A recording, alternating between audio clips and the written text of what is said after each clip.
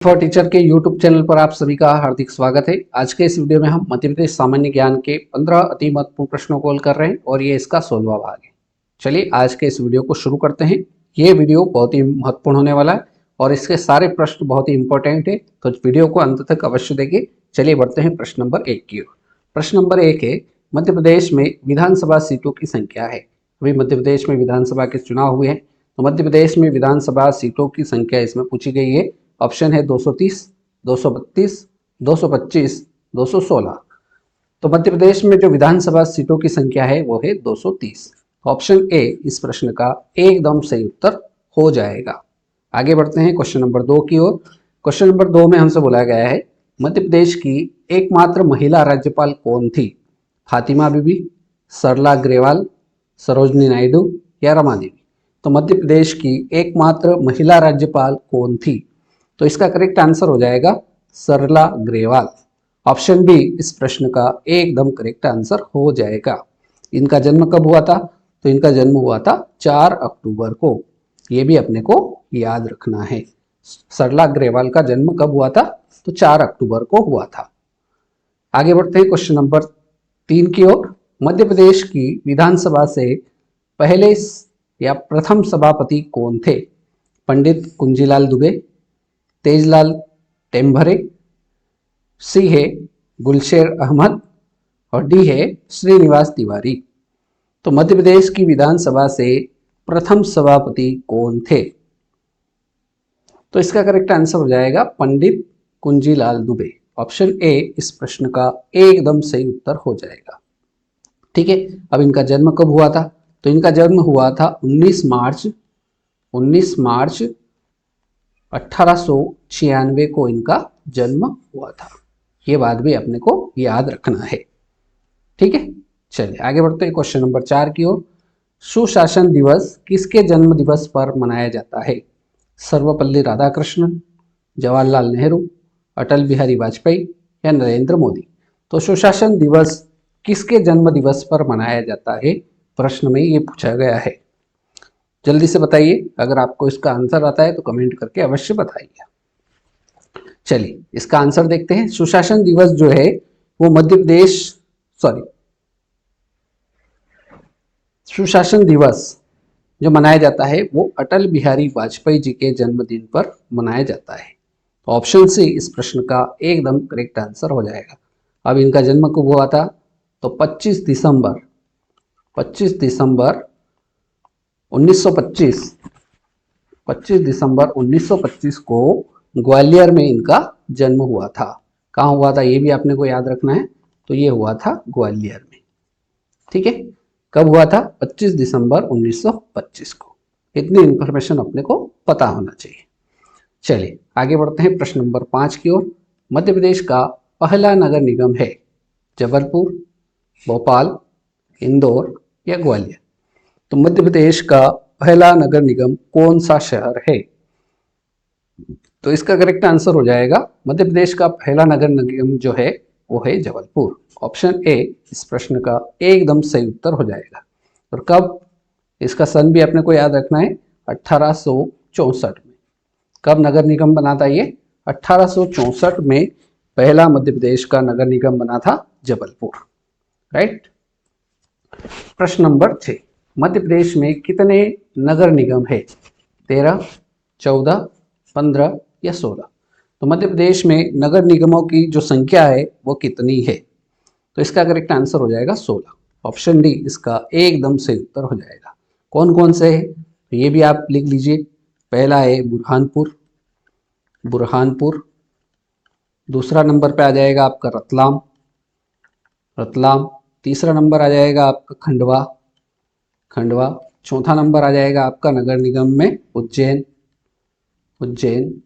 पांचवा हो जाएगा आपका जबलपुर। छठे नंबर पे हो जाएगा आपका देवास। सातवां नंबर हो जाएगा आपका कटनी। फिर हो जाएगा 8वें नंबर पे इंदौर के बाद अपन नीचे आ जाएंगे 9वें नंबर पे भोपाल।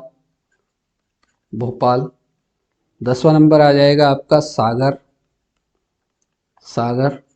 11वें नंबर पे आ जाएगा आपका सतना। 12वें नंबर पे आ जाएगा नगर निगम में आपका ग्वालियर, जहाँ पर अटल बिहारी जी का जन्म हुआ था। 13वें नंबर पे आ जाएगा आपका रीवा, रीवा। 14वें नंबर पे आ जाएगा आपका सिंगरौली, सिंगरौली। 15वें नंबर पे आ जाएगा आपका नगर निगम में मुरैना, और 16वां नंबर आ जाएगा कमलनाथ जी का क्षेत्र छिंदवाड़ा, छिंदवाड़ा। तो इस प्रकार से मध्य प्रदेश में ये 16 नगर निगमों की संख्या अपने को पूछे तो 16, और कौन कौन से है तो ये भी अपने को पता होना चाहिए। तो ऑप्शन डी इस प्रश्न का एकदम करेक्ट आंसर हो जाएगा। आगे बढ़ते हैं। मध्य प्रदेश में जनपद पंचायतों की संख्या है। मध्य प्रदेश में जनपद पंचायतों की संख्या कितनी है? 331, 313, 333 या 323? तो मध्य प्रदेश में जनपद पंचायतों की जो संख्या है वो है 313। ऑप्शन बी इस प्रश्न का बिल्कुल सही उत्तर हो जाएगा। आगे बढ़ते हैं। क्वेश्चन नंबर 8, मध्य प्रदेश में उच्च न्यायालय की स्थापना कब की गई? 1952, 1956, 1962 या 1972? तो मध्य प्रदेश में उच्च न्यायालय की स्थापना कब की गई? तो यह की गई 1956 को। ऑप्शन बी इसका एकदम सही उत्तर हो जाएगा। अब इसमें दूसरी बात अपने को पता होना चाहिए, आपसे पूछ लेगा कि मध्य प्रदेश का जो उच्च न्यायालय है इसका मुख्यालय कहाँ पर है?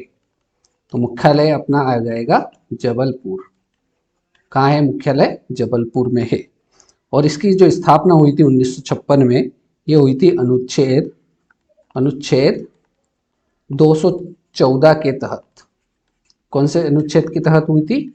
तो ये भी अपने को याद रखना है। अनुच्छेद 214 के तहत मध्य प्रदेश में उच्च न्यायालय की स्थापना हुई थी। कब हुई थी ये पूछे तो 1956, इसका मुख्यालय पूछे तो जबलपुर, और कौन से अनुच्छेद के तहत हुई थी? तो अनुच्छेद 214 के तहत उच्च न्यायालय की स्थापना हुई थी। इतनी इंफॉर्मेशन पर्याप्त है। आगे बढ़ते हैं क्वेश्चन नंबर 9 की ओर। किलों का रत्न किस दुर्ग को कहा जाता है? ग्वालियर दुर्ग, धार का किला, असीरगढ़ का किला या रायसेन का दुर्ग? तो किलों का रत्न किस दुर्ग को कहा जाता है? तो ये कहा जाता है ग्वालियर दुर्ग को।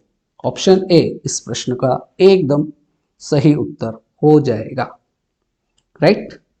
आगे बढ़ते हैं। क्वेश्चन नंबर 10, तानसेन का मकबरा कहाँ स्थित है? ऑप्शन ए काबुल, बी है ग्वालियर व बेहट, सी है मेहर, डी है जबलपुर।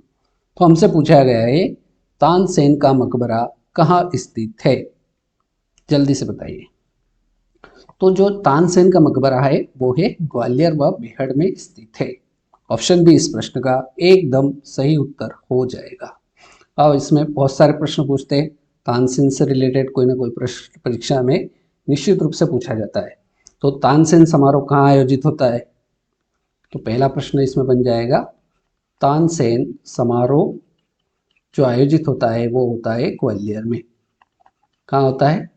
ग्वालियर में। ठीक। दूसरी बात अपने को याद रखना है, तानसेन का वास्तविक नाम, तानसेन का वास्तविक नाम क्या था? तो तानसेन का जो वास्तविक नाम था वो भी अपने को पता होना चाहिए। वो नाम था रामतनु पांडे। क्या नाम था? रामतनु पांडे तानसेन का वास्तविक नाम था। अगला प्रश्न इसी में बन जाता है, तानसेन की मृत्यु कितने वर्ष की आयु में हुई थी? तो इसकी मृत्यु हुई थी 80 वर्ष की आयु में। 80 वर्ष की आयु में तानसेन की मृत्यु हुई थी। ठीक।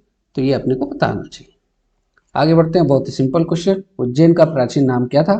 तो इसका उत्तर हो जाएगा अवंतिका। ऑप्शन सी बिल्कुल सिंपल क्वेश्चन था। चलिए क्वेश्चन नंबर 12, मध्य प्रदेश के किले को भारत का जिब्राल्टर कहा जाता है। किस किले को भारत का जिब्राल्टर कहा जाता है? बांधवगढ़, असीरगढ़, रायगढ़ या ग्वालियर? तो मध्य प्रदेश के किस किले को भारत का जिब्राल्टर कहा जाता है, ये प्रश्न है।